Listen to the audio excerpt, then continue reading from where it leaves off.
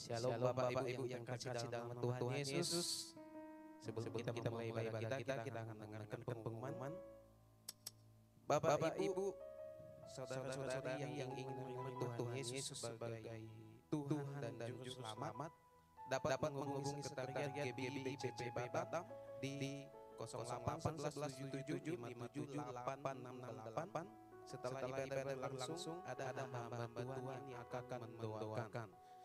Yang kedua, bagi yang belum memiliki tempat ibadah dan ingin menjadi jemaat GBI BCP Batam, silakan menghubungi sekretariat gereja kita di 081177578668. Yang ketiga, doa tengah minggu diadakan setiap Kamis pukul 19.30 WIB lewat Zoom.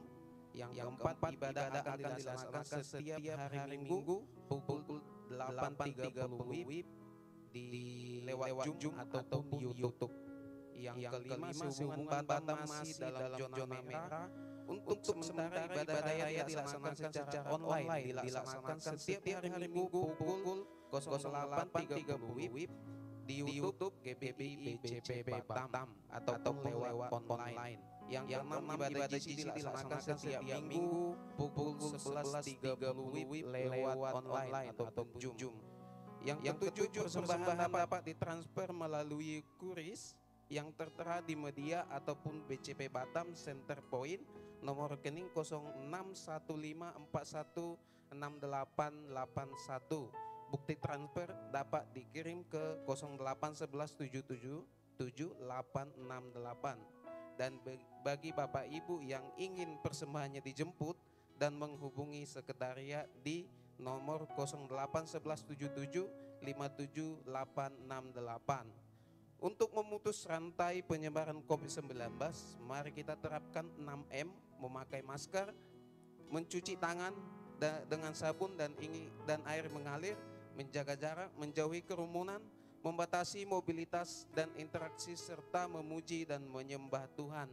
Jaga diri kita, orang lain, dan bantu pemerintah bersama melawan COVID-19. Selamat hari Minggu, Tuhan Yesus memberkati.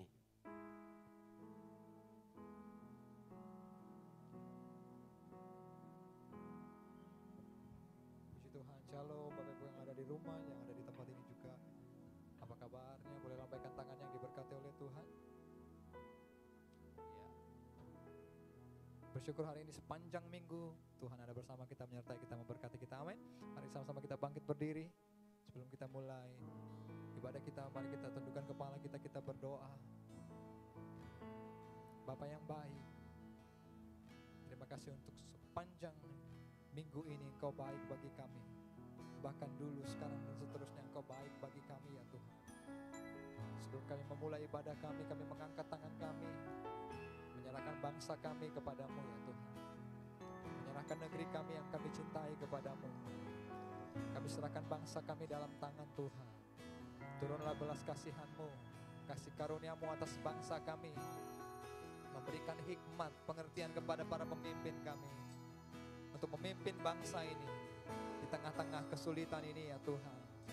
Kami berdoa agar tengah-tengah kesulitan ini iman pengharapan kami semakin nyata di hadapan Tuhan. Tuhan, kami berdoa untuk kota Batam yang kami cintai. Memberkati kota Batam ya Tuhan. Memberkati kota tempat di mana kami boleh berdiri hari ini. Berkatilah kota kami. Berkati para pemimpin kami.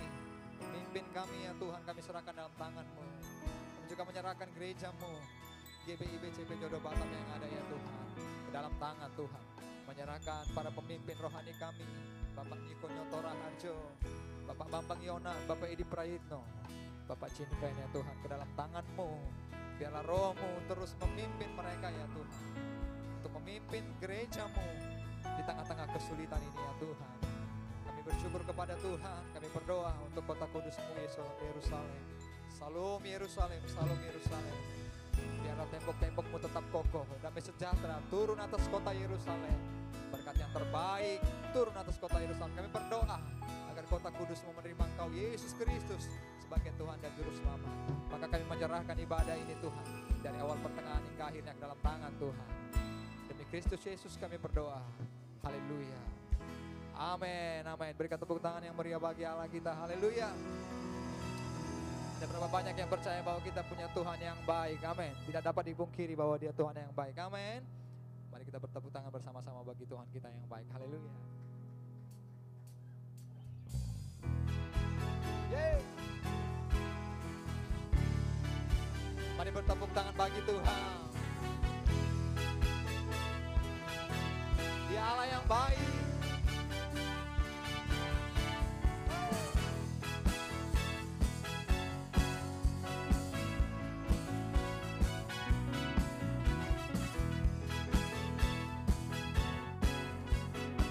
Kau baik bagi kami ya Tuhan. Kami masuk. Ku masuki gerbangnya Tuhan dengan hati yang bersyukur. Ku bersorak memuji Tuhan. Dialah sukacitaku, sebab Dia baik, Dia sungguh baik. Amin. Kasih setianya untuk selamanya, sebab Dia baik, Dia sungguh baik. Selamanya. Kau baik bagi kami Tuhan.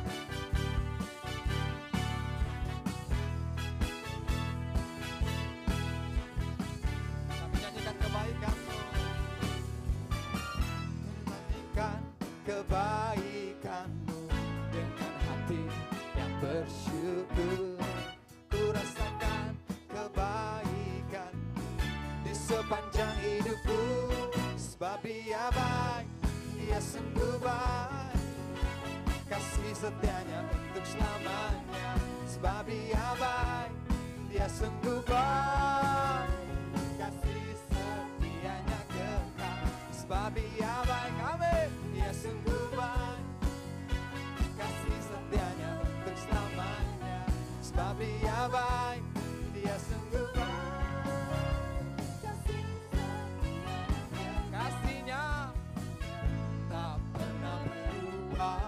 Dulu, sekarang, dan selamanya. Terpujilah Tuhan, terpujilah Yesus, terpujilah, amin.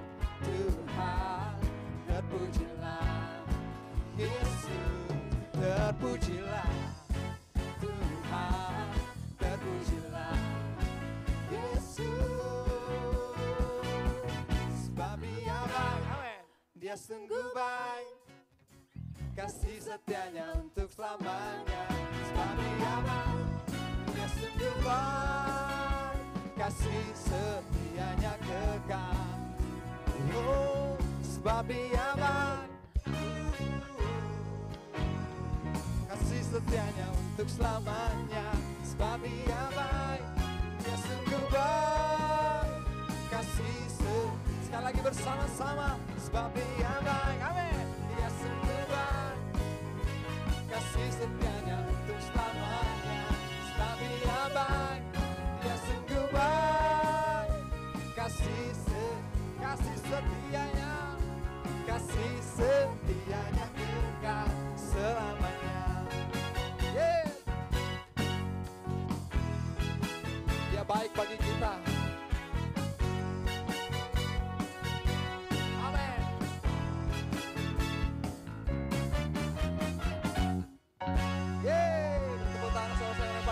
Bagi Allah kita, amin.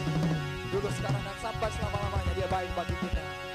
Haleluya, haleluya. Silakan duduk jemaat yang dikasih Tuhan yang ada di rumah maupun yang ada di hadapan kita hari ini. Sama-sama siapkan hati kita untuk boleh menikmati kasih Tuhan lebih dalam lagi. Kami datang kepadamu Tuhan dengan ucapan syukur kami. Engkau baik bagi kami ya Tuhan. Bagimulah segala pujian, bagimulah segala hormat.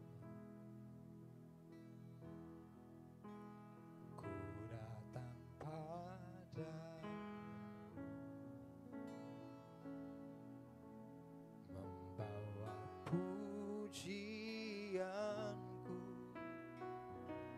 hanya kekuatan hadiratmu sanggup menjaga hatiku.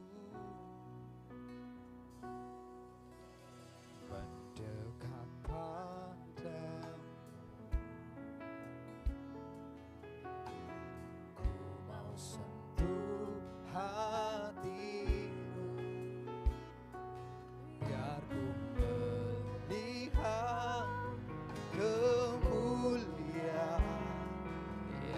Kau sediakan bagiku. Bagimu pujian, hormat, kemuliaan. Kaulah kebanggaan di dalam hidupku. Janjimu bersinar, buktikan kau besar. Tiada yang sepertimu, Yesus Tuhanku.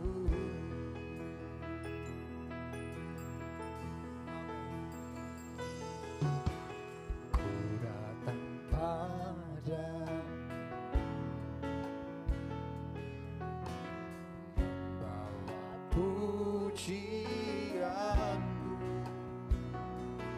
hanya kekuatan hadiratmu sanggup menjaga hatiku. Mendekat padamu, Kami mau sentuh hatimu. ku mau sentuh hatimu, biar ku melihat kemuliaan yang kau sediakan bagiku. Bagimu pujian, hormat, kemuliaan. Kaulah kebanggaan di dalam hidupku. Janjimu bersinar, buktikan kau besar. Tiada yang sepertimu, Yesus Tuhanku.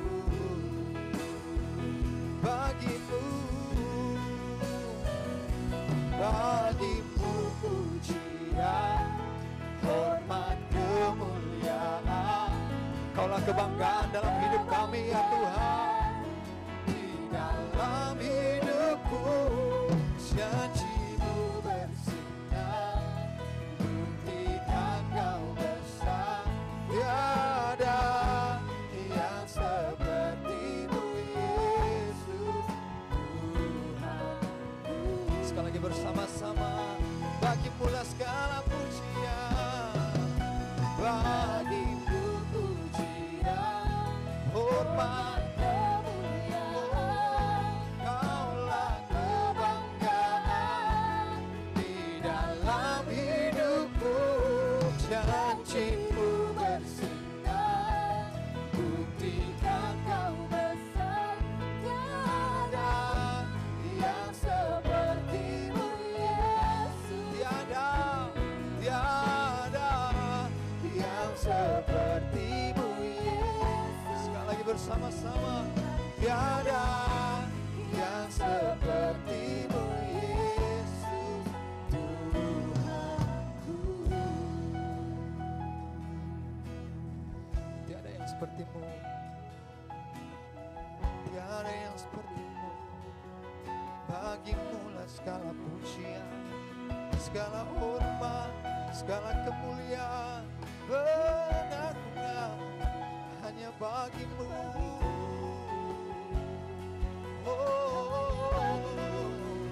Kami sembah, kami muliakan, kami tinggikan. Engkau ajaib Tuhan dalam hidup kami. Engkau ajaib dalam hidup kami. Allah yang setia, Allah yang setia. Kami bangga memilikimu Tuhan. Kami bangga mempunyai Engkau dalam hidup kami.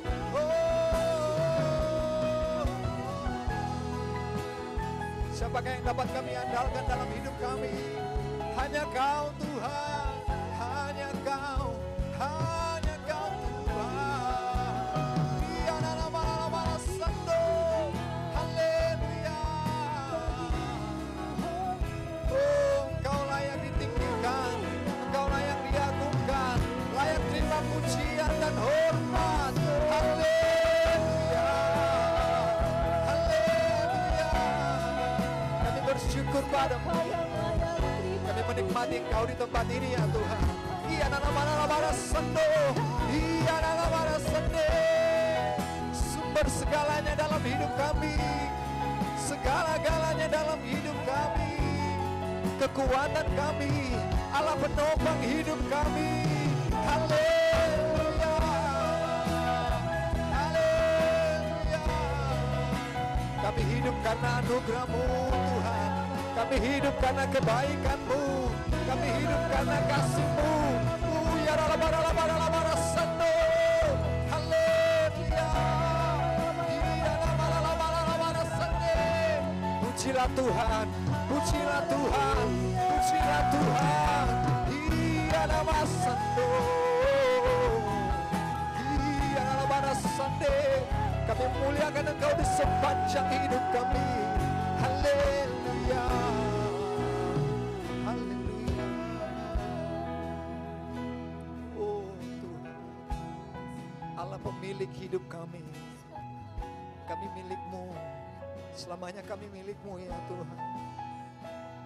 Kami ada dalam tangan-Mu. Tidak akan ada yang memisahkan kami dari kasih-Mu ya Tuhan. Kami kagum, kami kagum. Ku kagum, hormat akan Engkau. Ku kagum, hormat akan Engkau. Kau Allah yang layak dipuji. Ku kagum akan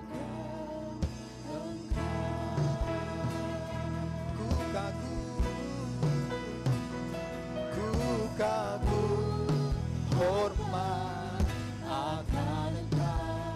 Amin. Ku kagum, hormat akan Engkau. Kau Allah yang layak dipuji.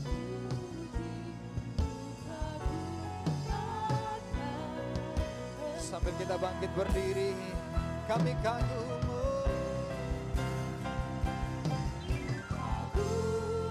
Hormat akan Engkau. Kagum, hormat akan Engkau. Kau Allah yang layak dipuji.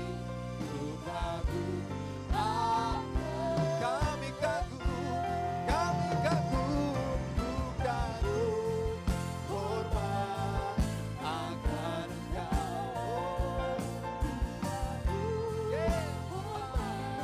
Akan Engkau, Kau Allah yang layak dipuji.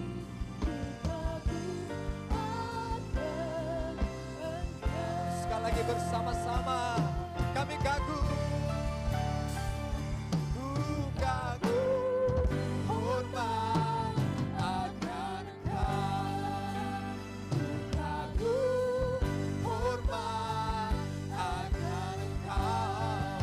Kau Allah yang layak dipuji.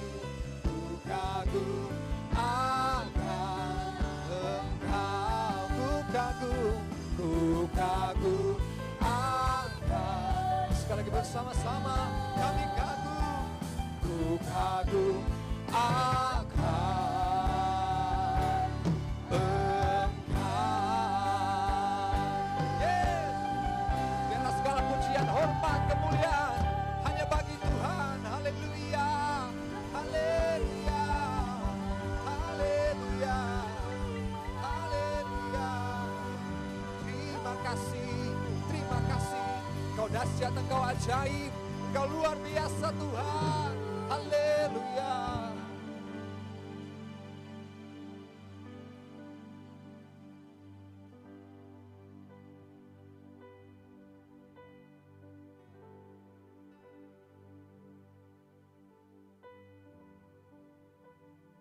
Engkau bekerja melebihi apa yang kami pikirkan, apa yang kami doakan Tuhan. Di tengah-tengah masa kasih-Mu telah Engkau buktikan sempurna bagi kami, mati dan bangkit menebus hidup kami Tuhan. Karena itu kasih yang sempurna itu jugalah yang melenyapkan ketakutan dalam kehidupan kami. Berapa menit ke depan ini Tuhan, kami memilih duduk di kaki-Mu seperti Maria memilih yang terbaik itu. Karena itu ada sesuatu yang besar Engkau sedang kerjakan di hati kami saat ini, baik kami yang masih di jalan, di rumah, dimanapun Tuhan. Ini waktu-waktunya kami menikmati keindahan-Mu, terpesona dengan semua perbuatan-perbuatan-Mu yang ajaib dalam hidup kami. Berbicaralah buat kami Tuhan, di dalam nama Tuhan Yesus kami berdoa. Amin. Puji Tuhan. Shalom yang di rumah atau mungkin masih di perjalanan. Kita yang melayani di tempat ini, puji Tuhan, di dalam PPKM darurat kita masih bisa menikmati indahnya hadirat Tuhan. Karena hadirat Tuhan gak bisa dihalangi oleh PPKN atau PPKM atau PPK yang lainnya. Hadirat Tuhan selalu bersama dengan kita. Haleluya. Terima kasih buat kesempatannya Bapak Gembala, Pak Cinven, dan seluruh tim kepemimpinan di gereja ini. Untuk kesekian kalinya saya diundang untuk bisa hadir menyampaikan firman Tuhan di tempat ini. Dan saya bersyukur, saya bersuka cita melihat apa yang Tuhan kerjakan di tengah-tengah keluarga Allah di tempat ini. Lewat Bapak Gembala tentunya, kepemimpinan bagaimana GBI, BCP, dan seluruh GBI kayaknya ya. Dituntun Tuhan masuk di tahun 2021 ini menjadi tahun the year of integrity. Oh, ini luar biasa sekali. Karena kita percaya bahwa di tengah pandemik, masa yang sukar ini, justru kehidupan Kristus itulah yang akan termanifestasi keluar.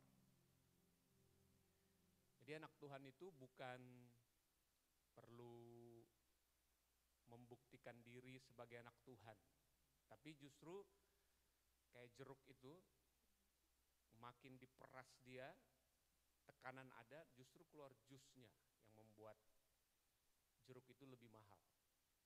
Nah, sama saudara, pandemi ini hanya memunculkan kehidupan Kristus dari hidup kita. Jadi harusnya kita ya santai aja kayak di pantai, menikmati aja. Seperti harusnya murid-murid nikmati goyangan kapal waktu badai itu terjadi. Nggak perlu panik, karena Yesus sebelumnya udah pesan, jangan takut, percaya saja. Nah, demikianlah kita, badai pandemik ini, apapun yang terjadi, ujung-ujungnya sebenarnya hanya untuk kita berani saja dan percaya saja. Nah, dan karena itu saudara, karakter yang akan muncul begitu powerful di anak-anak Tuhan di gereja ini, rumah Tuhan, adalah satu kata, yaitu integritas. Nah, ini menarik saudara, karena memang selama Yesus ada di dunia ini, lawannya itu, integritas itu bicara kemunafikan. Mukanya nabi, pikirannya kotor. Nah, itu maksudnya munafik. Wajahnya kayaknya kudus gitu, holy, tapi pikirannya kotor. Itu candaan ya untuk munafik. Dan siapa mereka? Mereka adalah orang-orang Farisi. Makanya Yesus kasih mention khusus ragi orang Farisi. Itu paling perlu diwaspadai, karena ini bisa menghancurkan. Dan untuk mengenal itu di dalam Matius 7 ayat 16 dikatakan, sebelumnya di Matius 7 ayat 15, di situ dijelaskan tentang mereka ini, ragi orang Farisi, kemunafikan itu. Disuruh waspadalah terhadap nabi palsu yang datang kepadamu dan menyamar seperti domba, tetapi sungguhnya mereka serigala yang buas. Bahkan mereka disebut juga kuburan berlabur putih. Atau luarnya kamu cuci piring itu tapi dalamnya kotor. Nah, bicara hidup seperti ini, hidup yang gak ada integritas. Kenapa? Memang dibuktikan dari apa? Ini kata kuncinya saudara, ayat 16. Dari buahnya lah, Matius 7 ayat 16, dari buahnya lah kamu akan mengenal mereka. Dapatkah orang memetik buah anggur dari semak duri atau buah ara dari rumput duri. Jadi memang dari sananya mereka nabi palsu. Dari sananya mereka ini orang yang tidak percaya. Kemudian ayat 17, dikunci Tuhan di sini. Bagaimana juga hidup berintegritas? Inilah rahasianya.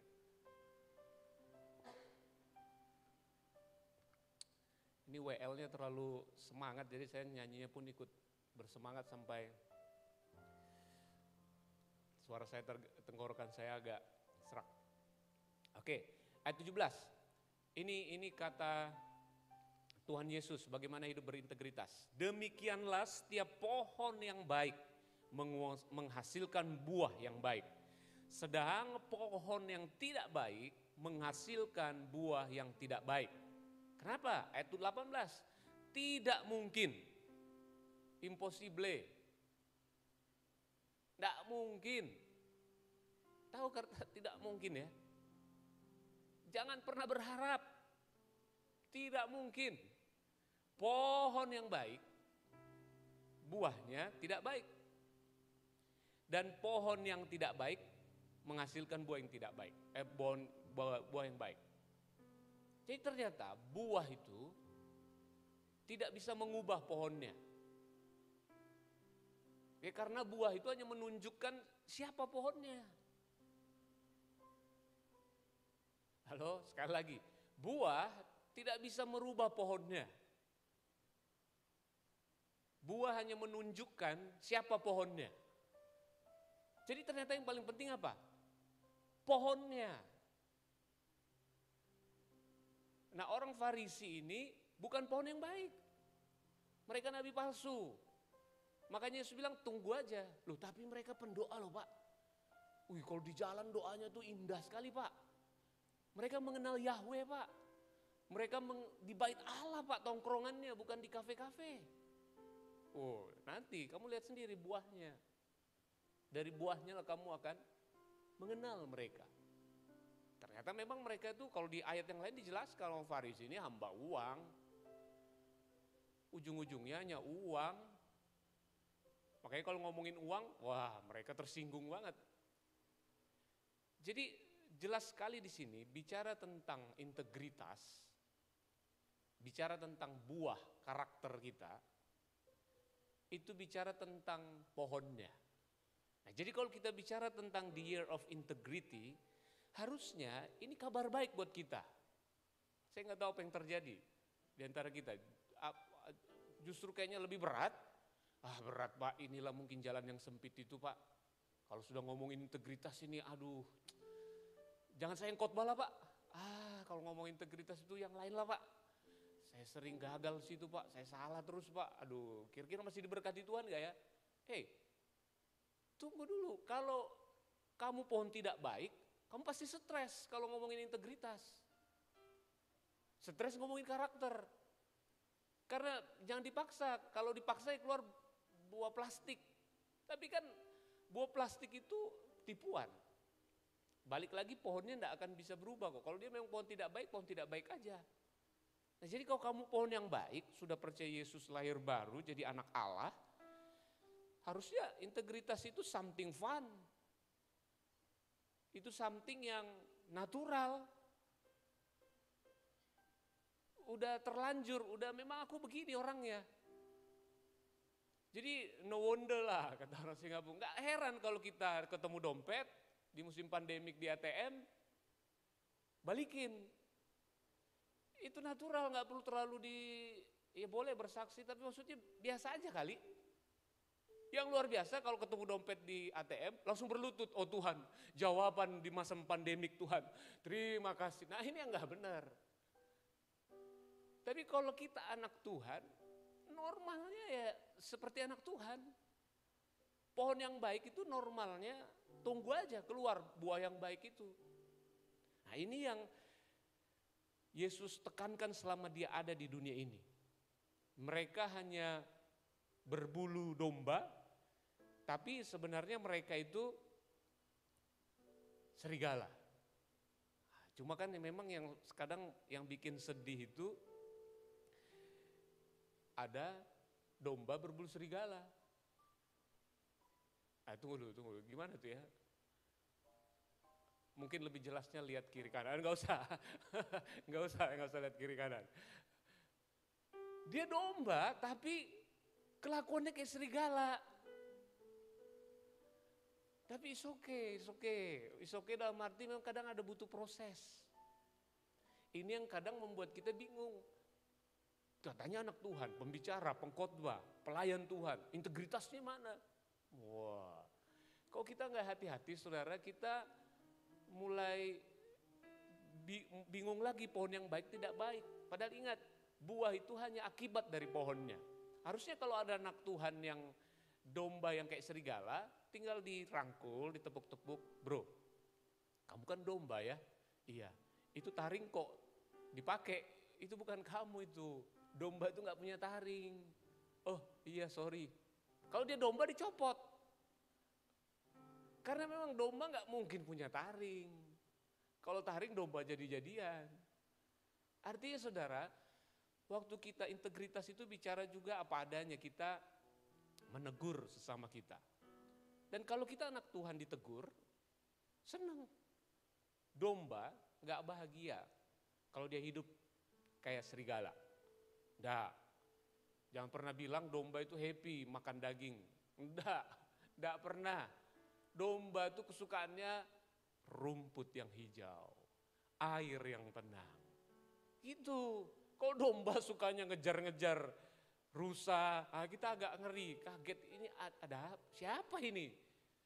Sama saudara, waktu kita dalam tahun ini, kita di komunitas, di FA saling menegur, kita tuh meneguhkan identitasnya. Kita tuh menyadarkan siapa dia. Karena waktu dia semakin tahu, dia pohon yang baik, dia domba, dia akan menghasilkan karakter sewajarnya seperti domba. Amin. Nah ini penting saudara, karena kalau enggak nanti kita enggak perlu dicurigai lah domba berubah jadi serigala. Enggak bisa, kelahirannya yang membuat dia domba. Enggak bisa 2 bulan lagi jadi serigala, enggak bisa. Sekali dia lahir sebagai domba, dia akan mati sebagai domba. Enggak akan pernah di tengah jalan peranjang hidupnya berubah, enggak bisa. Demikianlah engkau kalau tidak dilahirkan kembali, engkau tidak akan masuk kerajaan surga. Itu sebabnya engkau harus lahir baru di awal. Di akhir nanti enggak ada lagi, oke Petrus di gerbang surga, lahir baru kedua. Enggak bisa, lahir baru itu sekali aja. Disucikan, dikuduskan sekali untuk selama-lamanya. Kolose 1 ayat 25 atau 27. Saya kurang hafal ayat, saya ngikutin Yesus saja, ada tertulis. Gitu ya. Ada tertulis pokoknya itu di Kolose, kamu telah dikuduskan tanpa cacat, tanpa celah di hadapan Kristus. Itu yang terjadi waktu kita lahir baru. Makanya kita disebut orang terang, anak terang, hidup dalam terang. Pasti integritas itu normal keluar, natural keluar. Karakter ilahi itu akan keluar. Jadi itu didapat waktu dilahirkan kembali itu. Tidak ada sampai di surga dilahirkan kembali lagi. Tidak ada kelahiran baru kedua. Kelahiran baru hanya 1 kali untuk selama-lamanya. Inilah yang menyelamatkan kita. Nah kemudian saudara, kalau kita tahu identitas kita sadar siapa kita di dalam Kristus, baru kita mampu berintegritas. Karena integritas itu sudah banyak pasti dia jujur, tulus, apa adanya. Tapi simpelnya itu integritas itu adalah kesatuan, hidup yang utuh, hati, pikiran, perkataan, perbuatan itu sama. Nah kalau hati aja enggak beres, hati ini kan bicara siapa kita. Kalau hati aja kita masih bilang kita ini orang berdosa, ya jangan munafik. Berdosa, hidup berdosa aja. Karena ada orang waktu dia marah-marah, dia bilang begini, sudah selesai marah ngamuk, semua udah tiarap, piring terbang apa semua udah jadi, udah cool down dia, tiba-tiba dia ngomong gini, mah atau bro, sis, maaf ya, aslinya aku begitu, aku tuh pemarah, bantu aku lah ya. Nah ini kesalahan menilai diri sendiri sebagai anak Tuhan. dia mengaminkan dirinya, mempercayai dirinya adalah seorang pemarah. Akibat apa? Dia sering melakukan perbuatan marah. Karena dia sering marah-marah, dikit-dikit marah kok cuma dikit. Ya, pokoknya jadi dia marah. Nah, padahal sebenarnya saudara, dia anak Tuhan yang masih suka marah. Dia bukan pemarah, itu orang neraka loh saudara. Pemarah itu identitas, pencuri identitas, pembunuh identitas, pezina identitas, Nah kita ini sudah bukan itulah, kita anak Tuhan yang kadang masih jatuh dalam dosa marah. Kalau dia bilang aslinya saya pemarah, enggak usah tolong orang itu. Malah siram minyak terus, buat dia terus jadi rekor buat marah paling hebat. Tapi kalau dia bilang, aku anak Tuhan yang kadang bantu aku ya, ini masih bisa ditolong. Karena dia anak Tuhan yang pasti dia pasti suka sabar. Kenapa? Roh Kudus di dalamnya. Nah, jadi kita mesti kenal dulu identitas kita, saudara. Kalau kita nggak tahu identitas kita, nggak sadar kita ini pohon yang baik, akan susah ngomongin karakter. Karena bukan kita banget. Ngerti ya saudara ya? Kalau kita ngomongin soal karakter ilahi, itu gua banget. Karena kita memang anak Tuhan, orang terang. Terang itu nggak ada kemunafikan. Terang itu memang terang. Jadi kalau kita ngomong integritas itu yes, amin. Kita happy, antusias. Nah waktu kita ngerti ini saudara, maka baru kita bisa akan melahirkan, mengekspresikan karakter Kristus itu, khususnya integritas. Nah hari ini saudara, kita mau lihat apa sebenarnya penghalang kita bisa menghasilkan integritas itu. Mari kita lihat di dalam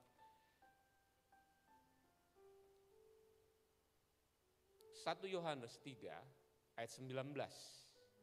Inilah penyebab kalau kita sudah anak Tuhan, seorang anak Tuhan, tapi masih sering gagal dalam integritas.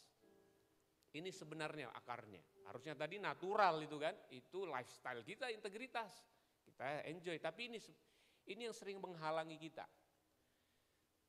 1 Yohanes 3 ayat 19 dikatakan demikian.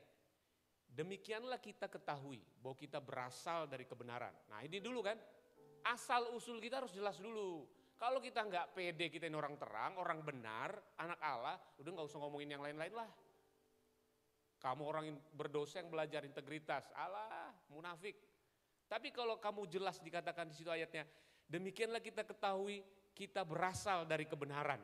Asal kita dulu dari Adam, betul kita orang berdosa. Tapi kan itu doloe. Sekarangnya, kok jadi Korea? Sekarang kita itu sudah orang benar, anak Allah, orang kudus di dalam Kristus, bukan lagi di dalam Adam. Karena itu apa? Demikian pula kita boleh menenangkan hati kita di hadapan Allah. Ternyata peperangannya itu di dalam hati kita, di pikiran kita, yang selalu galau. Saya ini anak Tuhan atau bukan ya? Saya ini anak Tuhan atau bukan ya? Saya orang benar atau bukan ya? Harusnya enggak, kamu orang benar. Tenangkan hatimu. Karena iblis itu selalu bukan membunuh kau. Enggak, iblis itu saudara, bagaimana membuat kita jatuh dalam dosa, dia selalu bilang gini, kau jahat. Bilang aja kau orang jahat, kau orang pemarah memang, kau orang pemalas, kau tuh orang yang enggak kita dirusak identitas kita, maka itu akan melahirkan perbuatan yang lain-lain. Itu modusnya iblis. Makanya hati kita terus digoyang. Dia bilang, kamu bukan orang benar. Asalmu dari Adam. Kamu belum lahir baru. Ini makanya disebut enggak, tenangkan. Baru ayat 20. Sebab jika kita dituduh olehnya, nah ini yang menghalangi integritas itu lahir. Tuduhan, dakwaan. Karena kalau ada tuduhan di hati kita, ini betul-betul jadi penghalang untuk kita menjadi man of integrity. Allah adalah lebih besar daripada tuduhan hati kita, serta mengetahui segala sesuatu. Wow.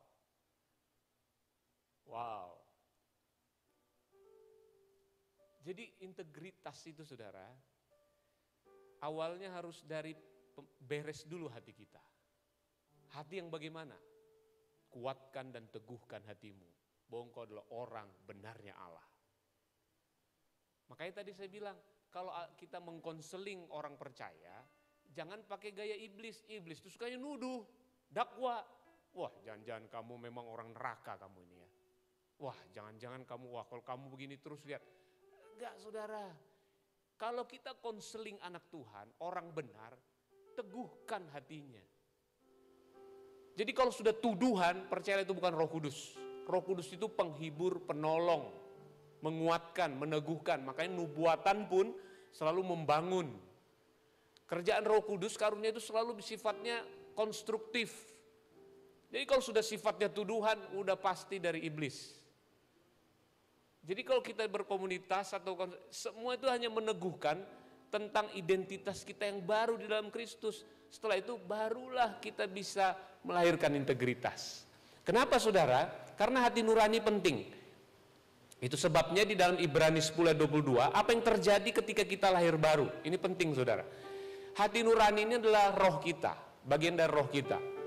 Roh kita itu tempat Tuhan ngomong, bersekutu dengan Tuhan, dan disitulah hati nurani. Yang ketika kita lahir baru, Ibrani 10 ayat 22 bilang begini, sebab jika hal itu mungkin, Ibrani 10 ayat 22, karena itu marilah kita menghadap Allah dengan hati yang tulus ikhlas dan keyakinan iman yang teguh, oleh karena hati kita telah, nah yang di rumah, yang lagi online bilang telah, jadi telah, bukan OTW, semoga enggak, telah dibersihkan dari hati nurani yang jahat. Dan tubuh kita telah dibasuh dengan air yang murni, sudah dibersihkan. Karena hati nurani, ini satu lagi di Roma 2 ayat 15. Dulu sebelum dibersihkan, dikatakan di Roma 2 ayat 15, sebab dengan itu mereka menunjukkan bahwa isi hukum Taurat ada tertulis di dalam hati mereka, dan suara hati mereka turut bersaksi, dan pikiran mereka saling menuduh atau saling membela. Jadi orang yang belum lahir baru atau orang yang belum percaya di pedalaman, yang belum pernah dengar Injil, dihakimi itu menurut Roma 2 itu ayat 15 ini. Jadi orang yang belum pernah dengar Injil dihakimi menurut hati mereka. Dan apa hati itu bicara apa? Hati nurani. Karena waktu mereka mau melakukan sesuatu, masih ingat dulu waktu kita mau pertama kali curi mangga, curi uang atau apa? Kayak ada dek, dek. Oh enggak, kalau yang pertama tuh biasa dek, dek, dek, dek, dek, dek, dek, dek, dek, dek, dek. Wah, itu tuh hati nurani itu. Nah, waktu kita belum percaya Yesus, hati nurani itu hanya bisa menuduh kita, mendakwa kita. Lihat, kau berdosa, orang jahat kau ya. Sampai hati nurani tumpul itu udah kebas, kebal udah. Udah jahat banget sudah. Karena hati nuraninya udah mati. Nah, waktu kita lahir baru, Ibrani 10 tadi, hati nurani kita sudah diteduhkan, sudah dibersihkan. Sehingga hati nurani itu hanya akan ngomong apa? Darahnya telah menguduskan engkau. Darahnya telah membayar semua lunas. Engkau sudah orang benar. Dia lebih besar. Hati Tuhan, Allah itu lebih besar dari hati kita. Darah Yesus itu berteriak jauh lebih keras daripada darah Habel. Bahwa kita orang benarnya Allah, kita sudah disucikan, dikuduskan. Nah, kalau ini sudah clear saudara, selesai. Agustus dan seterusnya sampai Desember, saya percaya the year of integrity itu something fun kita lewati. Ini akan menjadi tahun-tahun yang dahsyat. Justru ingat tadi pressure pandemi ini, masa sukar, bisnis makin turun mungkin, keadaan makin susah, tapi justru karakter anak-anak Tuhan makin muncul di tahun ini. Dan seperti apa yang Pak Niko sampaikan, justru tahun 2021 jauh lebih dahsyat daripada tahun 2020. Karena kehidupan Kristus semakin termanifestasi lewat hidup kita. Mungkin gak lewat bisnis, lewat cara yang lain Tuhan memberkati hidup kita. Kenapa saudara? Karena kita tahu kita berjalan bersama dengan Tuhan. Ya, jadi ini penting saudara. Kalau kita sudah ada di dalam Kristus, kita sudah menjadi ciptaan yang baru, kita sudah pohon yang baik. dan hati nurani kita sudah dibersihkan oleh Tuhan. Sehingga bukan tuduhan. Karena memang kita anak Tuhan kadang masih tidak bisa jatuh dan tidak berintegritas. Tapi bukan lagi menjadi pohon yang tidak baik. Dia hanya anak Tuhan yang tidak berintegritas. Agak false dengarnya ini kan. Dia harusnya anak Tuhan yang berintegritas. Tapi ada yang OTW dalam hal karakter. Itulah kita perlu belajar, bertumbuh, mengekspresikan karakter Kristus yang sudah ada dalam kita. Sama kayak gini, Yesus masih perlu bertumbuh dalam hikmat, bertumbuh secara. Tapi apakah dia dari blow on jadi berhikmat? Yesus bertumbuh selama dia di bumi, masih jadi manusia. Apakah dia dari nol jadi full? No, tuh Yesus itu Tuhan. Dia hanya bertumbuh sebagai manusia itu mengekspresikan keilahiannya. Demikianlah kita persis sama hari ini. As Jesus in this world, so we are. Jadi sama seperti kita di bumi ini, demikianlah sama seperti Yesus di bumi, demikianlah kita. Jadi pikiran Kristus sudah ada di dalam kita, kita tinggal pakai. Kalau nggak pakai nggak berintegritas nanti kamu. Nah bener kan? Ayo dong pakai. Kamu sudah punya kekudusan di dalammu. Kalau kamu nggak pakai nanti kamu jadi kudus. Tapi nggak membuat kamu jadi orang berdosa lagi. Cuma kamu nggak ekspresikan kekudusan itu yang sudah di dalam kamu. Demikianlah integritas sudah ada di dalam kamu, engkau ekspresikan keluar. Jadi natural saudara. Gaya hidup di dalam orang percaya. Ini penting saudara. Nah saya mau tutup dengan ini saudara. Integritas itu salah satu minyaknya bagaimana bisa keluar. Dikatakan di Roma 5 ayat 5. Kita akhiri di sini. Roma 5 ayat 5 dikatakan, dan pengharapan tidak mengecewakan, karena kasih Allah telah dicurahkan dalam hati kita oleh Roh Kudus yang telah dikaruniakan kepada kita. Saudara, kenapa kita bisa berintegritas? Itu bicara tentang kita mampu mengasihi sesama manusia. Integritas itu bicara hubungan antar kita. Tuhan gak butuh, karena Tuhan tahu siapa kita. Tapi kita ini dibutuhkan orang sekeliling kita. Nah caranya bagaimana? Kita tidak mungkin bisa berintegritas ke sesama kita, mengasihi orang lain. Itu bahasa integritas itu mengasihi orang lain. Kalau kita tidak mengasihi diri kita sendiri dulu. Bagaimana kita bisa mengasihi diri sendiri kalau Allah belum mengasihi kita dulu? Ini makanya kalau di perjanjian baru bukan kita yang mengasihi Allah. 1 Yohanes 4 ayat 10. Bukan kita, langsung dicoret kitanya dulu. Tapi Allah yang terlebih dahulu mengasihi kita. Baru ini bisa terjadi. Itu sebabnya kalau sedemikian Allah mengasihimu, kasihilah dirimu. Karena Allah aja sayang kamu.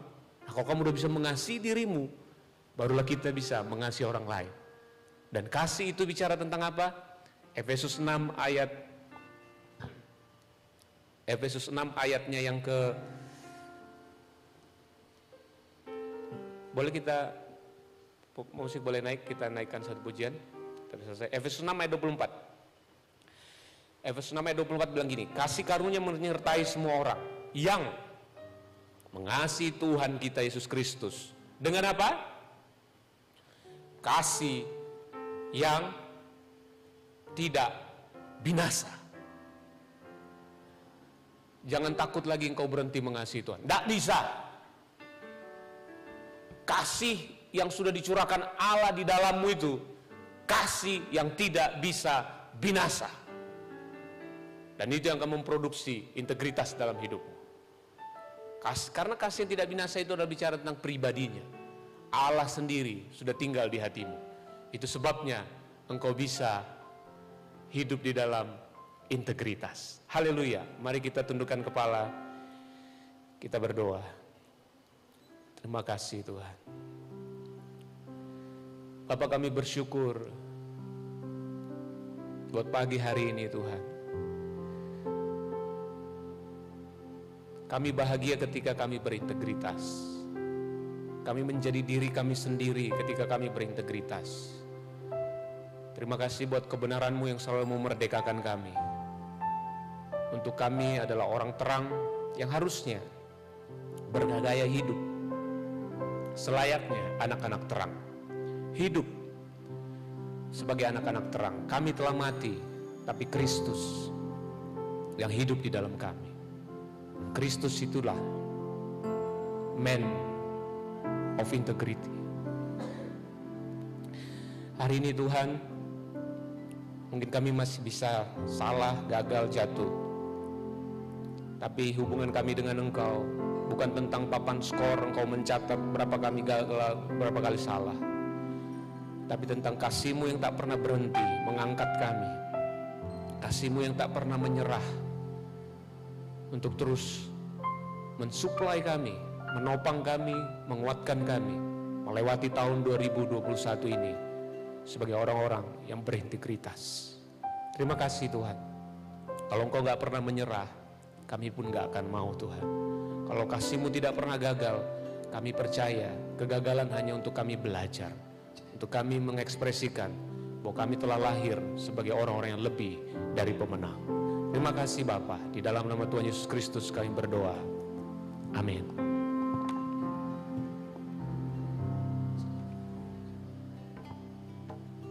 Ya, mari kita arahkan hati kita kepada Tuhan. Terimalah berkat dari Allah Bapa, Putra dan Roh Kudus. Sebab Engkaulah bangsa yang kudus, umat kepunyaan Allah. Engkau telah dipanggil keluar dari kegelapan kepada terangnya yang ajaib. Sadarilah Bapak Ibu Saudara, engkau sudah di zona keajaiban Tuhan.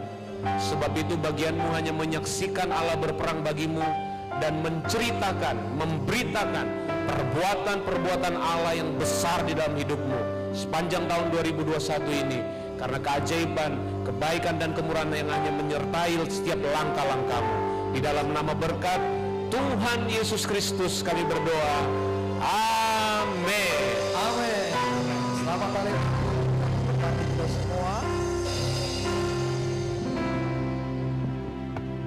Kaulah sukacita, harapan dan kehidupan. Selamat hari Minggu sama kita semua. Haleluya.